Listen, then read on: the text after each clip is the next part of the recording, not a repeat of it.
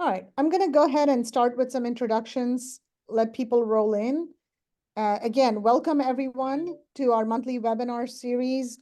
On behalf of the Asian American Chamber of Commerce, I welcome you all to meet and listen to Ms. Valerie Coleman, Prime Contract. She's a National Program Manager for Prime Contracts and COC Programs, Office of Government Contracting with the U.S. Small Business Administration. We thought it would be a great way to kick off the year with listening to the mothership. The SBA is what, I feel like it's the organization to start with. And there's so much to learn about the SBA. So we appreciate Ms. Coleman's availability and joining us today. Before I hand over the microphone to her, I just, again, want to welcome everyone on behalf of the Asian American Chamber of Commerce. I'm going to do a quick introduction to the Chamber. The Asian American Chamber of Commerce, while it's based out of the DC metro area, we have members from all across the country, and the GovCon Chamber in particular is focused on providing and facilitating growth and development of members in the GovCon community, but the Chamber has many different industries that it touches. If you are not already a member, we encourage you to join the Asian American Chamber of Commerce. If you'd like to sponsor any of our events, please reach out to us. We'll be happy to work with you. Here are some of the membership benefits. By joining the Asian American Chamber of Commerce, again, it's based in the DC metro area, especially for companies who are outside of the DC metro area doing business with the government. This is a great platform to network with those companies, to team up with them that are already in the DC metro area. We get a lot of requests, and we help facilitate those introductions. We focus primarily on our members, but we're always open to helping the community. So we do encourage you to join, take advantage of all these various benefits that the Chamber offers. Quick introduction, I'm one of the board members. I am the CEO of Bid Execs and Proposal Helper. We've been in business for over 13 years, and we provide business development and proposal solutions to government contractors. I've been in the industry for over 30 years, worked with small and large businesses, and I look forward to working with all of you, helping you if you need help, reaching out, just brainstorming ideas. Don't hesitate to reach out to us. We'll be happy to help you. With that, I know you all are here to listen to Ms. Coleman and not me talking endlessly about the Chamber and myself. So I'm going to call on Ms. Coleman to introduce herself, and then she will be sharing the slides that she's presenting today. So be patient with us as we do some switcheroos of slides here. But I do want to remind everybody, this is an open forum. It's a networking session. So as any good business developer would do, you would please network with each other in the chat box. We will take questions and answer them towards the end.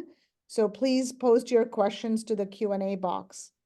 I want to remind everyone that this webinar is being recorded, and you will receive a copy of the slides and the recording after the presentation is over.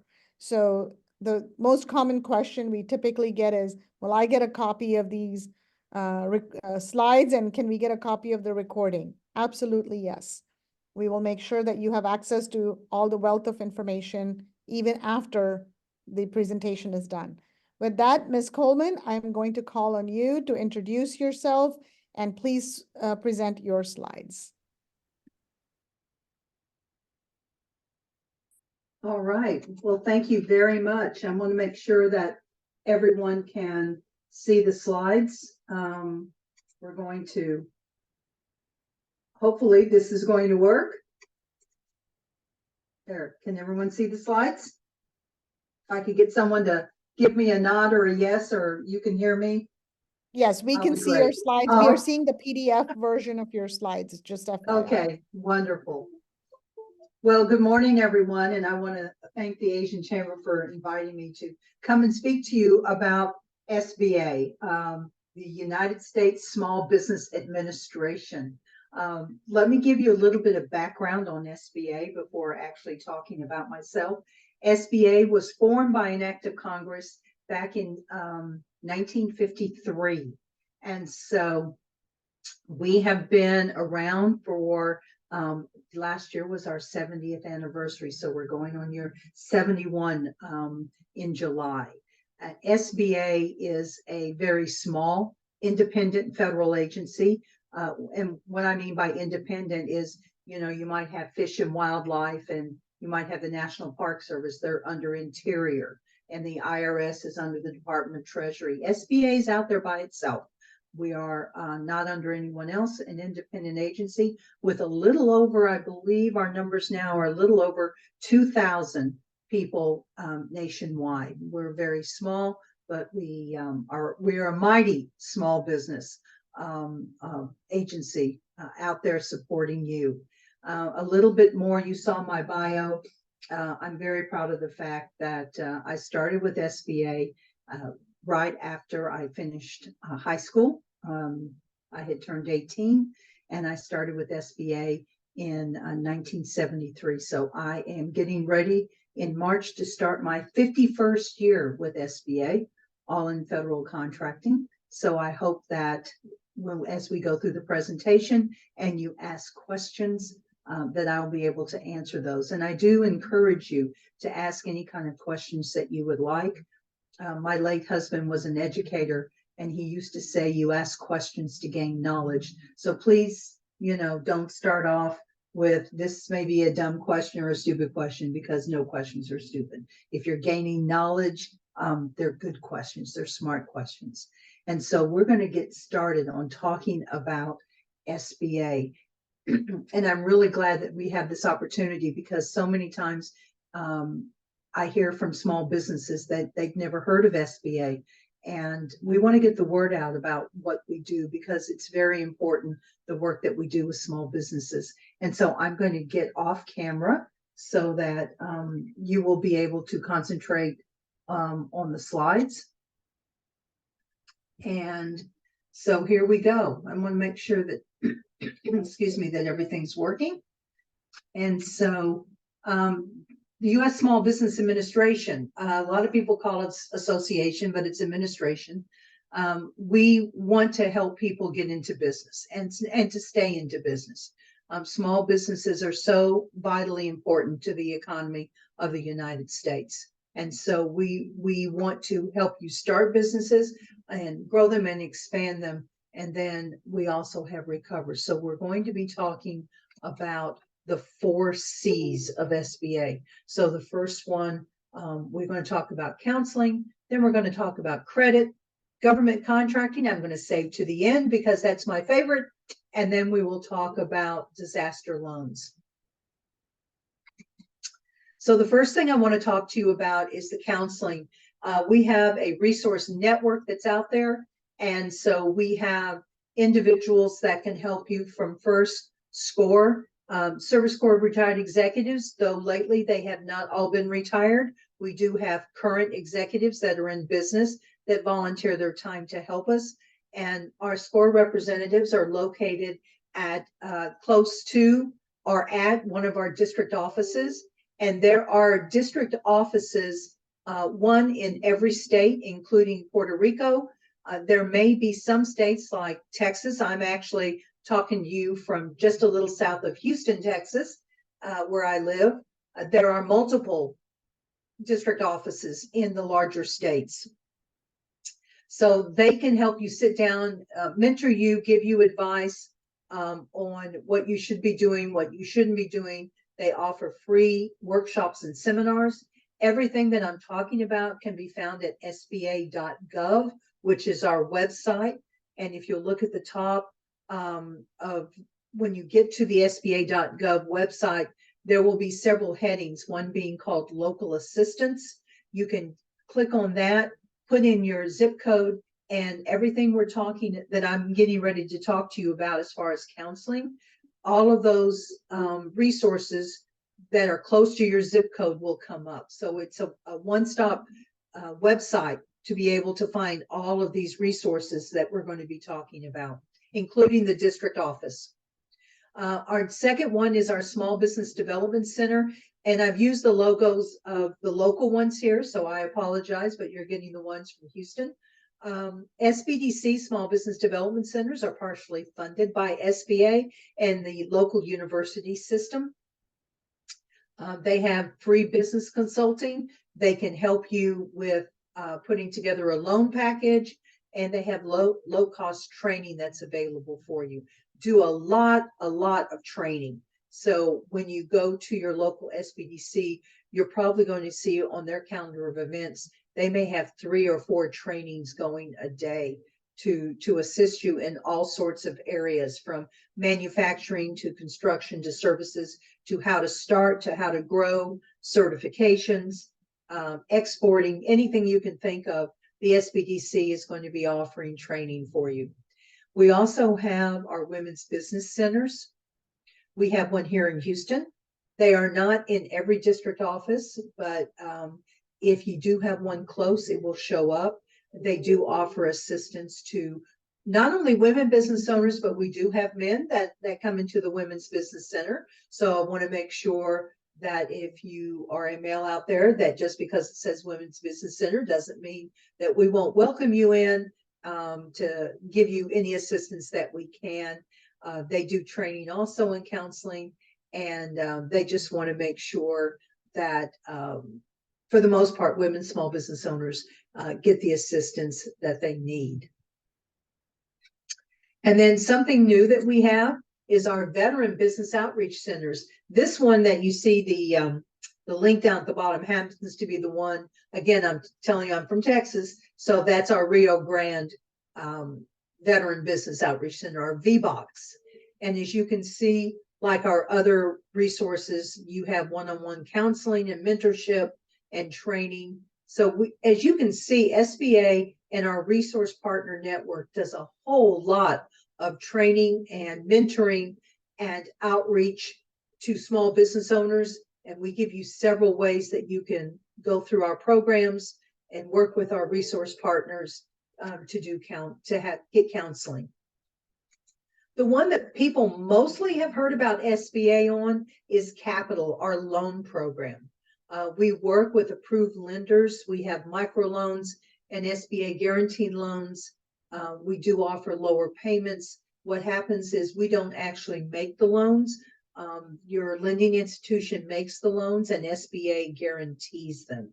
So it's a lower risk for the lenders and gives you longer maturities and things of that nature for yourself. So let me give you a little bit more example on our SBA loan programs. Our 7A loan program, and when you see things like 7A, 8A, those are the sections of the Small Business Act where SBA was formed. So we just kind of call the program with the section that it came from. So our 7A loan program is our most common. And on that loan program, we have, just to let you know, the interest rates on all of our loan programs are negotiated between the borrower and the lender.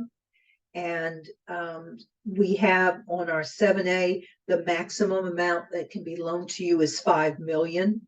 So anything up to $5 million is available. And so SBA would guarantee up to 85% of the loans that were $150,000 or less.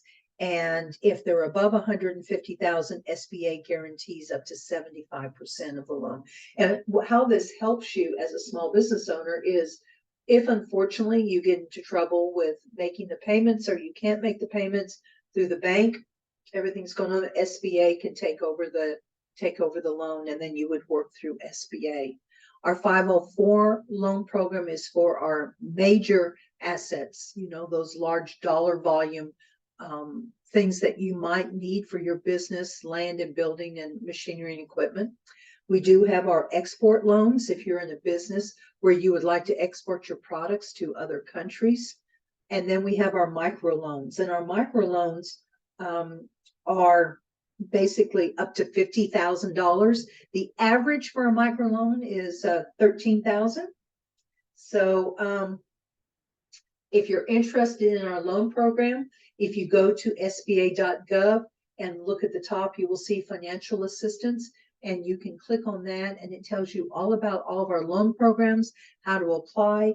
And we also have a lender match tool on that website. And what the website will do will try to help you match up a lender in your area with yourself for the type of loan that you're needing. We do have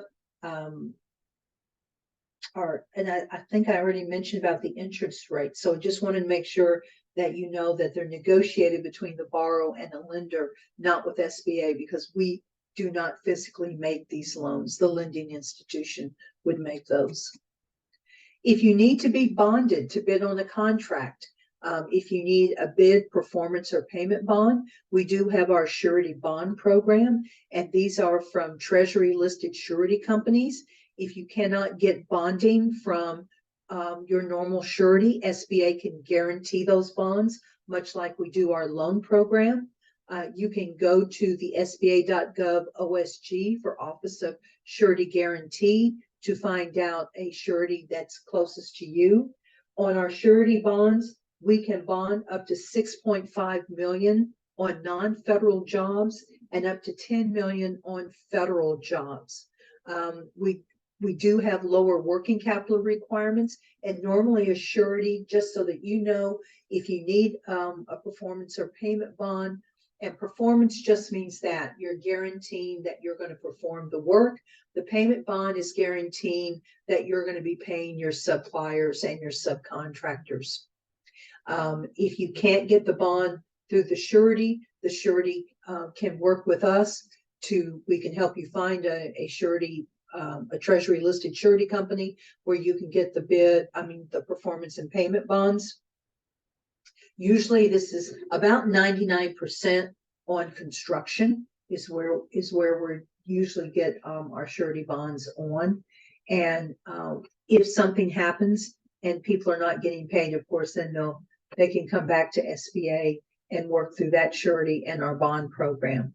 But it's a pretty high dollar amount, 6.5 million again on non-federal work. So that could mean city, state, commercial type contracts, are up to $10 million on federal contracts.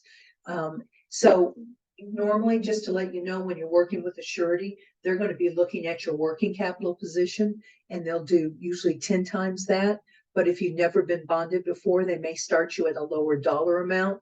And then once you get 50 or 60% through that job, they may be able to give you another bond. So when you're working with a surety, you're going to get $2 amounts on what you can bond. You're going to get an individual contract amount, and then you're going to get an aggregate contract amount. So they may say that they can bond you on $1 million, but not more aggregate amount of 2.5 million. So you need to know both of those. And that's really important, because if you find a job that you want to bid on, and let's say it's $1 million, but your bonding limit is 500,000, then you're going to have to work with your surety, maybe even a bank, to see about getting additional capital to bond that job.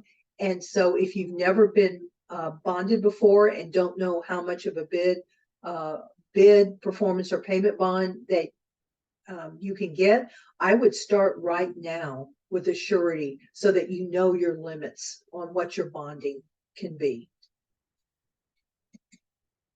We do have our SBIR and STTR programs. That stands for Small Business Innovative Research and Small Business Technology Transfer Program.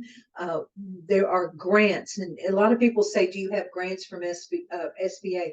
The grants are limited to 11 federal agencies that participate in the program, and we're looking at mainly research and development. So if you can see over here some of the key areas for funding, a lot of the stuff that NASA does on the space station and shuttle came through with SBIR and STTR small businesses that got grants to help produce the item or the service, and it goes in 3 stages. So you would have stage 1, 2, and 3. these 11 federal agencies. If you go to sbir.gov, it'll give you the federal agencies that participate in the SBIR and STTR programs, and will also let you know what specifically they're looking for. They do publish items, specific areas where they're needing help with. The next one is, we called it recovery, but we wanted to do another C, so we do crisis. Crisis could be anything from, usually it's weather related, hurricanes, tornadoes. Some can, the fires in Maui, the fires in California. We work on those, and just recently during the COVID era, we did our PPP loans, our Paycheck Protection Program loans, and our EIDL, which is Economic Injury Disaster Loans. And if there's a time of a disaster and the president proclaims certain counties disaster areas, then we also will do home loans.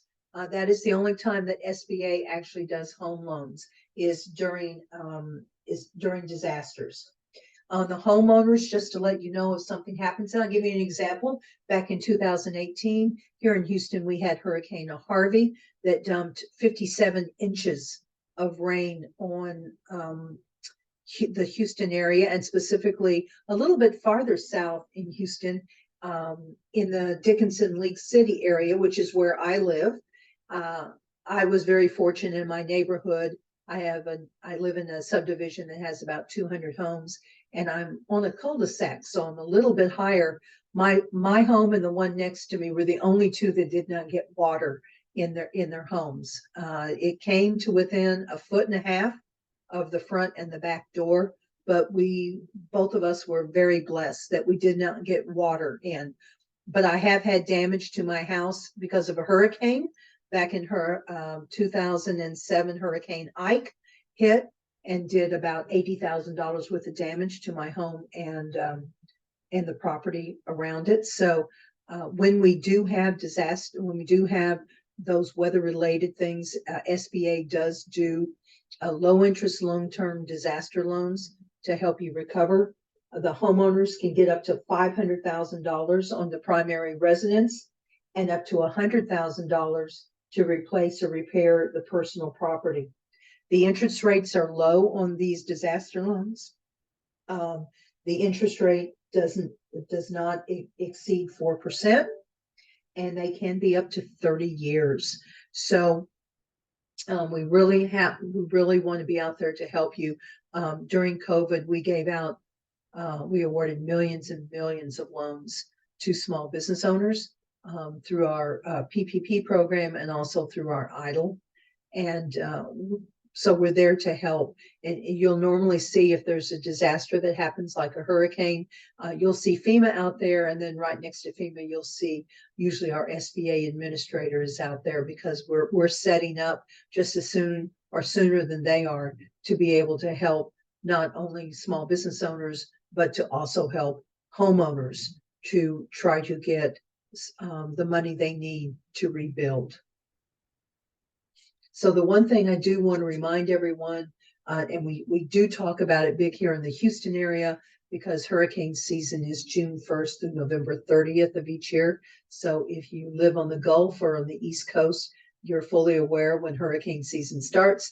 We always want you to prepare ahead of time to make sure you're ready. So I've given you the website on how to prepare for a disaster that comes up. So if you're coming into tornado season, or fires, or wildfire season, or hurricane season, or anything else like that, that you're always going to be prepared as a small business owner and as a homeowner to be able to make it through that disaster.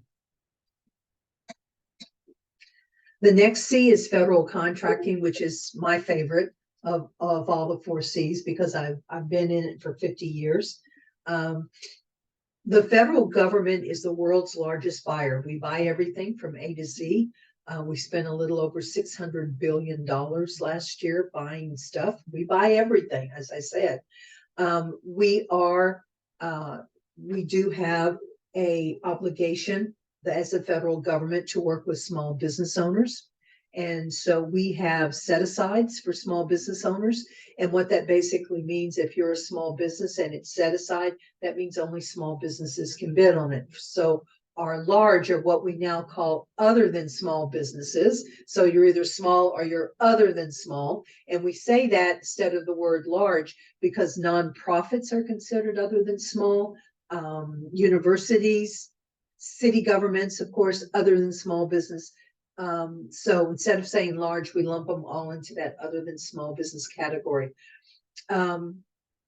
So our goal, our statutory goal to work with small business is 23% of the total dollars. I'm very proud to say we've exceeded that for probably the last, at least in the last 10 years, we've exceeded that 23%. And then we have statutory goals to work with what we call our social economic groups. One being our small disadvantaged businesses. Then we have WASB, our women-owned small businesses, and EDWASBs, our economically disadvantaged women-owned businesses. And we have service disabled vets, and then we have our hub zone. And I'll be talking a little bit more about each one of those certifications on the next slide. But if you think you're ready to do government contracting, and I was told by Rena that all of you have probably, you're more advanced, so you've already probably registered in SAM, System for Award Management. I would highly encourage you, though, to go back and make sure that you've registered in SBA's Dynamic Small Business Search, or DSBS. One of the things that I find when I counsel small businesses is I look at their SAM profile, but then I also go into their DSBS to see if they've actually completed that. And I find out that about 90% of the time, the small business was so happy they finally got through the SAM registration and you were accepted. You didn't scroll down and go to the SBA logo and click on that to go over and complete your profile in the Dynamic Small Business Search. And why this is as important is the DSBS is the database that federal agencies use to find small businesses when they're doing their market research. And so if you didn't hot link over, we're missing the principals' names, your capabilities narrative, your references, and most important, your keywords. And that is the way that most federal agencies search, is by keywords.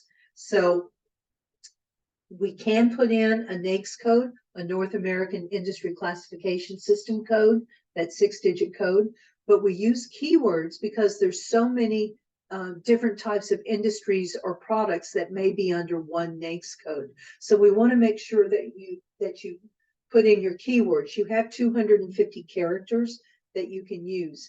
And when you do, if you haven't done the DSBS profile, or you have done it, I still want you to go back and look at your profile and look at your keywords. Let me give you an example of why I'm talking about that.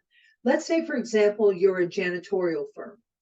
And so one of your keywords is janitorial, but maybe that agency is searching by the word custodial. That needs to be in there too. So an agency could call the same type of solicitation either custodial or janitorial. So you want to make sure you've got both words in there. Let's say that you're a security company. The agency may put in there guard services. So please make sure that you go back in, you look at that profile, and you look at what you've put in there and make sure that you've expanded on it. If you're a general contractor, just don't put general construction.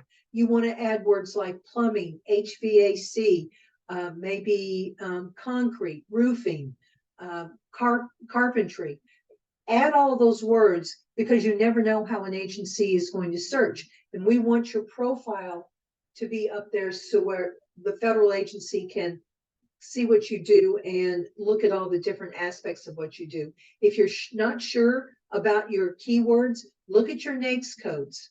Okay, look at your NAICS codes and look at the description of them and use some of those keywords. But I also want to caution you that you don't want to put in too many NAICS codes. I always like to give examples, and you're probably going to hear a lot of this as I go through. But I had a small business that I dealt with here in Texas. when I pulled up their profile, and I always pull up someone's profile when I'm talking to them so that I can see if it's all complete. I looked at it, and my first thought was, well, we don't have to go to any other small business because this small business does everything. They had actually listed every NAICS code, and there's close to 400 of them. They listed every single one of them. And so what they got confused with is your NAICS code is not who you want to do business with. Your NAICS code is what you do. So in this case, they were saying they owned a restaurant, they had a farm, they did engineering, they did transportation, they did construction. Found out later, no, that's who they want to do business with. So make sure that you're really looking at your NAICS codes. If you put in any that start with a 9-2, those are federal agency codes. That's who we are, and you will show up as a large business. So you don't want to show up as a large business. You want to show up as a Y. Now, you could have some NAICS codes where you're not a small business. You're a large business on those. And we'll talk about that in the next slide. But you need to be aware of your NAICS codes and make sure that you're giving yourself maximum marketing, but you also don't want to raise any red flags when a contracting officer reads your profile. So I talked about the certification programs. SBA is the certifying entity for the federal government. We do have a website, certified.sba.gov. If you go to that, it gives you the information on all 4 of these certifications. The 8A program is probably the one that people have heard the most about. When I talked about we have a goal in the federal government for SDB, small disadvantaged businesses, 8A is a subset of that. If you say you are a small disadvantaged business, that is a self-certifying process right now. So if you feel like you meet the criteria as a small disadvantaged business, you check the box. If you want to be formally certified, though, you can get the 8A certification. There's a little bit different criteria in that they would like to see you in business at least 2 full years by evidence of income tax returns showing sales. You will, because of some recent court decisions under the Ultima. It used to be that if you check the box, one of the ethnic groups that's listed, it was automatic socially disadvantaged. That is gone now because of that decision. You will have to write out a narrative on why you are socially disadvantaged. And then you must also be economically disadvantaged. And what that means is that your personal net worth minus the equity in your business and the equity in your personal residence has to be below $750,000. You are in the program for a period of 9 years. I will let you know that any changes you make to your company during that 9 years, whether it's moving, adding someone, selling some shares of stock, etc., do need to go through SBA since we certified you to ensure that you still qualify for the program. The historically underutilized business zones hub zone has nothing to do with ethnic or gender ownership of the business. It has to do with where you're located, and those are in areas of high unemployment or low income, or within 50 miles of a base realignment closure area, commonly called BRAC, or you are within the boundaries of a federally recognized Native American reservation. One of the things that you need to be careful of, here in Texas, we have a hub program. I believe there's 1 or 2 other states that have a hub program. Their hub, at least here in Texas, the hub program has to do with ownership by minority women or service disabled vets. It has nothing to do with the hub zone program, which is federal. So if you're saying that you're hub certified, that's probably a state certification, not hub zone, which is federal. We do not give out certificates to say that you're hub zone certified. You will get a letter from us stating that you are. Hub zone is a program that we've lost a lot of hub zone businesses in during hurricane and tornado season because it is based on where you live. And a lot of businesses, unfortunately, have gone out of business after a tornado or a hurricane, and it lessens the numbers. So we do have the great thing about these 4 programs that you see is there are what we call set-asides in the federal government. So if it's set aside for HUBZone, then only HUBZone certified firms can bid on that work. Just as 8A, if it's 8A set aside, then only 8A certified firms can bid on it. We do have our women-owned small business set-aside program. And a subset of that is a economically disadvantaged women-owned small business, or EDWASB. The women-owned small business set-aside program is the only one in the federal government that is NAICS code driven, which means not every NAICS code is eligible to participate in the program. We have updated those NAICS codes, I believe, 3 times since the program started. So the number of NAICS codes for women and economically disadvantaged women has increased since the very beginning. There are certain NAICS codes that are only for women-owned set-asides, and there are NAICS codes that are just for economically disadvantaged women-owned set-asides. So since economically disadvantaged women, EDWASBs are a subset of WASBs, they are open to all of the NAICS codes that are eligible for the program, where a woman-owned small business could not bid on something that's economically disadvantaged set aside. The last program is the program for service-connected disabled veterans. For all of you who have served, thank you very much. I come from a military family. My dad was in the Navy, my late husband was Army Airborne Ranger, and my son was in the Air Force. So thank you all very, very much for your service. It is deeply appreciated. But our service disabled vet program, actually, we just got it January 1st of 2023. It was called VetBiz, and it was at the VA. And the VA certified service-connected disabled veterans and veterans, but it was only for the VA. The rest of the federal government, it was self-certifying. When it came over to SBA, they gave you a year to get recertified through us, which ended on December 31st. However, on December the 22nd, NDAA 2024 public law, and I don't have the number of the public law, but on December 22nd, the president signed several things that went into existence where it raised the service disabled vet prime and subcontracting goal from 3% to 5%.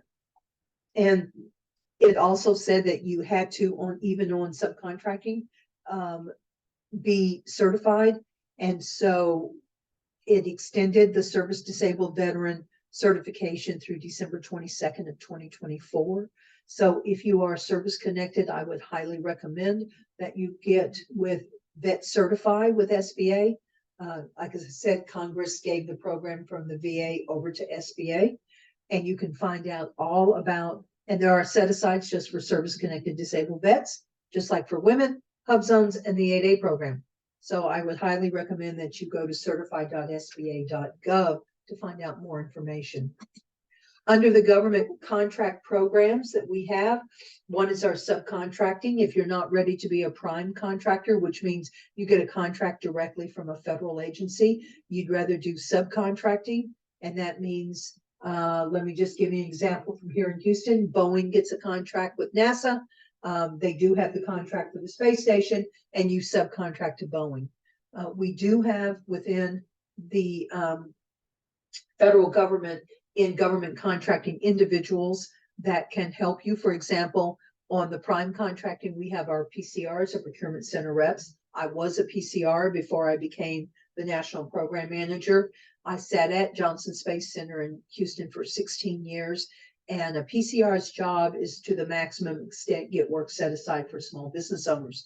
And so if something came out full and open, which means everybody gets to bid, a PCR would look at it to determine if it could possibly be set aside for small business.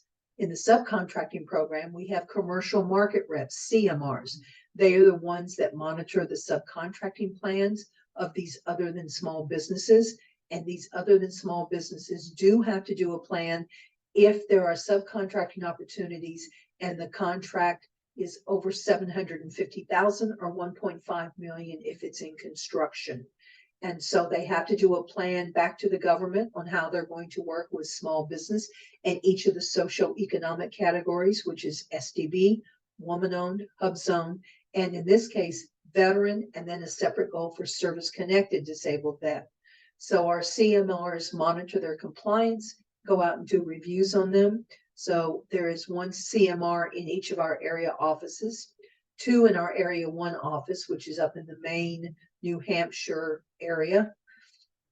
We then have our Certificate of Competency Program, or COC, as we like to call it. If you are a small business and you bid on work and for some reason of responsibility, which is technical, financial, number, you don't have the employees, you don't have the equipment, etc., and you're the apparent awardee, but the contracting officer doesn't feel like you can do the job, then by law, they have to turn it over to SBA for SBA to do a certificate of competency. And this is where we look at all the aspects of why they deemed you non-responsible, and we make a determination whether we feel like you are responsible to complete the job. Now, a lot of people think that just because we're SBA, everybody's going to get a certificate, and that's not true. Let me give you some background information. So out of all of the certificates of competency that we get, about 50% of the small businesses don't fill out the paperwork and return it. I don't know why, but they don't. The 50% that do fill it out, it's about 48% that we approve, 52% that we don't. The great thing about the 48% that we do approve, about 96, 97% complete the federal contract without a problem. So we are very good about going through and determining whether a business is competent as far as responsibility is concerned. Most of the ones that we get are based on financial. It may be they bid on a $5 million contract and the biggest one they've done is maybe 2 million, and the contracting officer is concerned they don't have the working capital, etc., to be able to finance the job. So financial is the biggest one, and then probably technical after that. We have our size program. SBA is the only federal agency that can tell you whether you're a small business or not. If you are in wholesale and retail or distributor, you're going by your number of employees. For federal contracts, the minimum would be you need to have less than 500, but it can go up to 1,500 employees depending on what the NAICS code is. Every NAICS code has its own size standard. If you are in construction services, either non-professional or professional, we go by your average annual sales over the past 5 years. That changed a couple of years ago. It used to be over 3 years, and now Congress raised it to 5 years.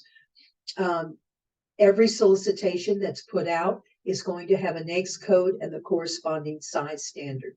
That's how you will look at to determine if you're a small business. And you will probably see on your SAM profile that when you put in your NAICS code and based on the information that you submitted, you'll either have a Y or an N by your NAICS code. A Y means based on the information you submitted, you are a small business.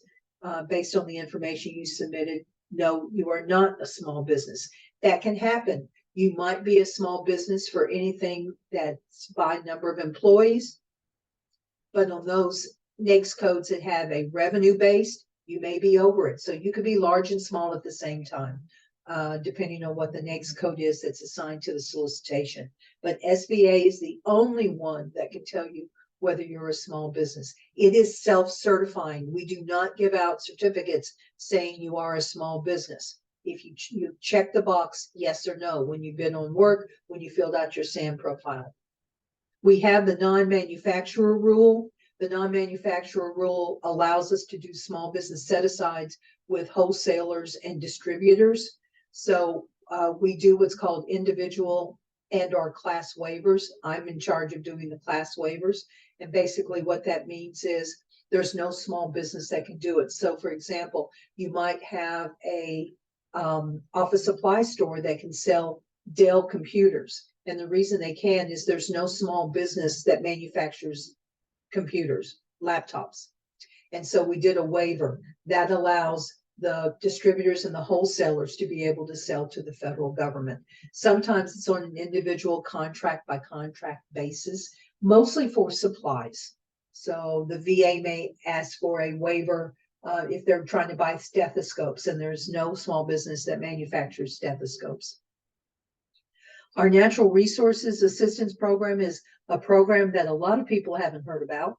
And this is where we help small businesses, normally in timber. That's about 96% of what we do in the Natural Resources Program. And what that means is our small business sawmills and logging companies need to be able to get their percentage of timber that's felled. And so we have a timber program where our industrial specialists make sure that small businesses are getting the correct percentage of lumber. And we, under that program, also includes natural gases and some of our natural minerals and things of that nature. We also have a surplus property program under that, but I would say 96, 97, maybe even up to 99% is all timber. And so it's an interesting program to work with our small business sawmills and logging companies. So who can help you on government contracting? If you have not started or you want to expand, the Apex accelerators used to be called the Procurement Technical Assistance Centers, or PTACs. It was recently changed over and moved from the Defense Logistics Agency directly over to DoD under the Office of Small Business Programs, and they changed the name Apex Accelerators. What they do has not changed since they changed their name. They still determine if you're ready for federal contracting. They can help you with the certification packages if you want to submit those to SBA. They can look over your proposal and your bids. They can't do anything with price, but they can, go through it and make sure that you've crossed the T's, dotted the I's, and something that a lot of people forget, that you dotted the J's also. They want to make sure that the certification paperwork is ready to get in. They want to make sure your proposal and your bids are ready to submit, so they can go through and look at to make sure that you've signed everything and that it's ready to submit. They can also help you if you have to go through an audit through DCAA, the Defense Contract Audit Agency. If you have a large dollar volume contract, they can help you with that. They can help you with the paperwork to get on the GSA Federal Supply Schedule. So the Apex Accelerators are a great resource. Just like our other ones, your tax dollars have paid for their services, so their services are free. So one of the things that I do want to mention, because I have 10 minutes to open it for questions, is be careful. Once you register in SAM, you may be getting a lot of emails from different organizations, different companies that say, for $500, we can get you on this bidders list, or we can put you in this book or whatever. We don't look at those. And you've already done what you need to do by registering in SAM and making sure your DSBS profile is set up. For certifications, you can go to the Apex Accelerators. You don't need to pay someone $1,000 to help put together your certification package. So I guess what I'm saying is be very careful when you get some of these.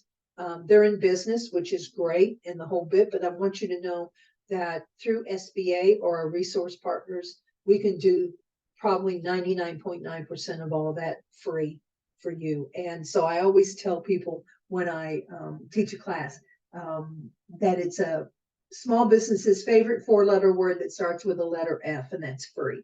So we want to make sure that you get all the resources that you need. And so I hope, just going through this very briefly, you can see that SBA does if you've never heard of SBA, you can see what we do. If you have heard of the Small Business Administration, you can see some extra stuff we do that you may not be aware of, and how we can help you. As I said, I've been with SBA.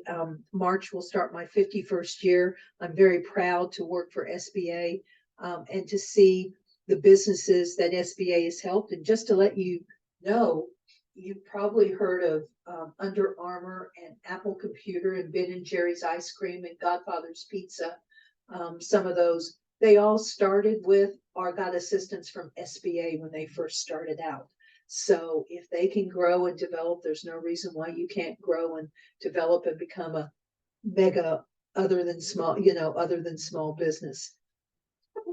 So with that said, here's my information. That is my email address to SBA, and I will take any questions that you may have. And thank you very much for listening. Thank you so much, Ms. Coleman. What a wealth of information. My God, I'm sitting here trying to take notes as fast as I could, but thank goodness this is recorded, so we can all go back and review the recording for portions that are specific and of interest to the individual companies. So appreciate you putting together such a comprehensive presentation. We have a few questions here in the Q&A box and then some questions that we had received earlier. So I'm going to try and make them as generic as possible and not get specific to certain specific things. So in terms of the various socioeconomic certifications, specifically on the WSB certification, how long should a company expect the process to take? What are the timelines for a company to get their WSB certification? Well, we are running a little behind. We have over 6,000 applications in to get WSB certification, and we have like 6 people. So it's taking a little bit longer than we would like. I think that I think I would be okay to say that probably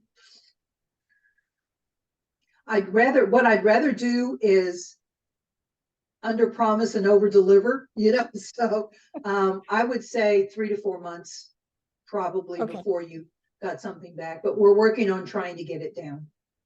And if a company has not heard and that, let's just say 6 months or longer have passed, who should they reach out to and follow up on their application?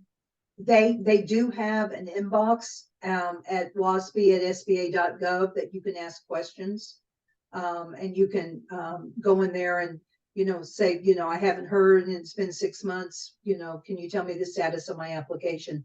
I will tell you that once they start processing it, they will keep you very informed of where your application is.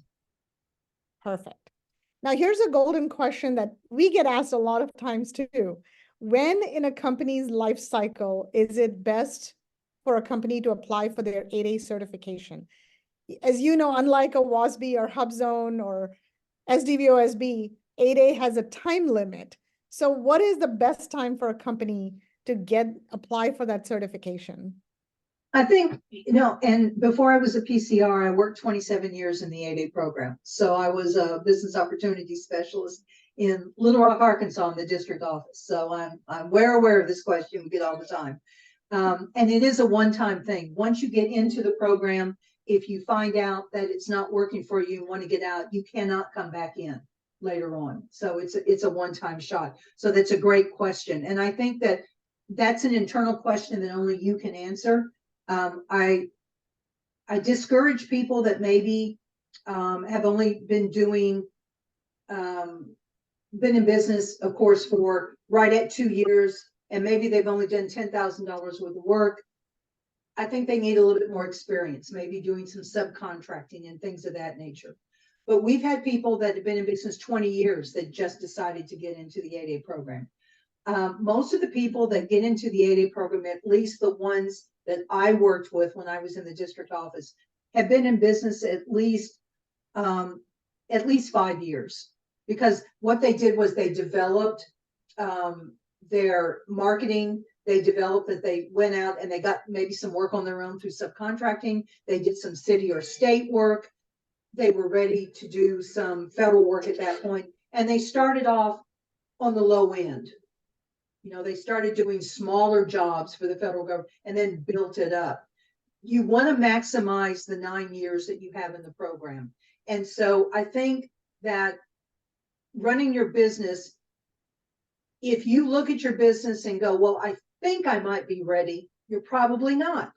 You need to be able to know that, hey, I have the working capital to be able to finance a federal contract.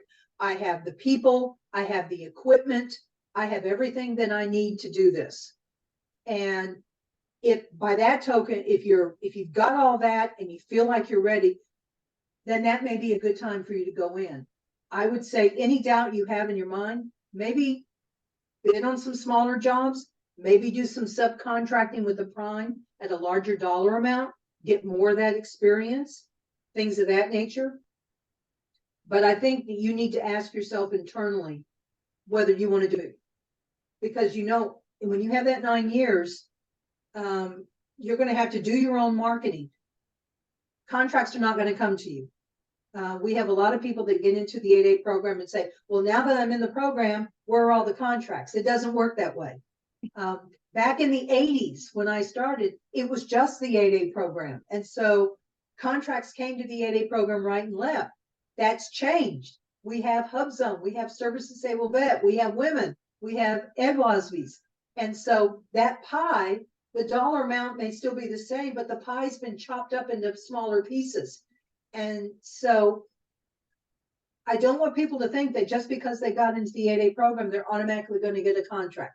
It's going to take you out marketing to the federal agencies, and everything else. So if you're ready to do that, then I say go for it.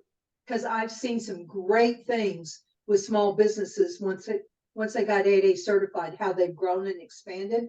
But I've also seen on the other side where they weren't ready yet and they wasted that opportunity. So if you're looking at everything and you may even have a doubt, maybe I'm not ready, maybe you want to give it some more time before you come in. Because as I said, you just have that one shot. And let's say that you've got a company and that you bought and that company's already been in the 8A program. You can't bring it in, even though it's a different ownership. So think of all those things before you start the paperwork. Golden advice. And I echo you 100% because I've heard some of the SBA folks or the SBTDCs go, oh, apply for the 8A program. I'm going, this company is not ready. They should not be. And I had a great advice from one of the Department of Energy small business offices that said, walk in with your capabilities, walk out with your socioeconomic. So if you don't have the infrastructure and the capabilities to walk in and stand to serve the mission, your socioeconomic is not going to do you any favors. So definitely be able to deliver on the mission first and then rely on your socioeconomic. And that's what we want to make sure. Can you deliver? Are you a responsible contractor to deliver on the mission and what the government asks you to do? Because the one thing you do not want to happen is to go in too soon, get a government contract, fail on it, and then you get terminated for default, which means for the most part, you can't ever bid on another federal contract. So we don't want that to happen. So we want you to be prepared and ready. And I think that sometimes I've talked to small businesses and I've had them come in like with a marketing plan or the whole bit. And I've said to them, one of the best things I can say to you, but it may be hardest for you to hear, is you're not ready. But that may be the best advice I give you, is you're not ready. Yep. Yeah, and then, it's like you said, there are no guarantees that just because you got 8A, that we get that question quite a bit of, oh, I got my 8A, now how do I get my sole source? So I'm going to pick on that a little bit. Can you shed some light on how the sole source process works and educate the people so that they know it's not an automatic?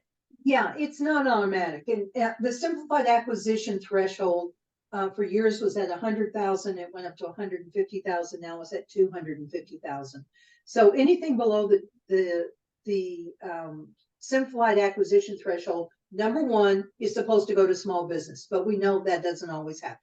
There could be an $80,000 part for the space station that only Boeing can do. So that's one aspect of it. We have criteria in the 8A program that if it's below 4.5 million, it can go sole source.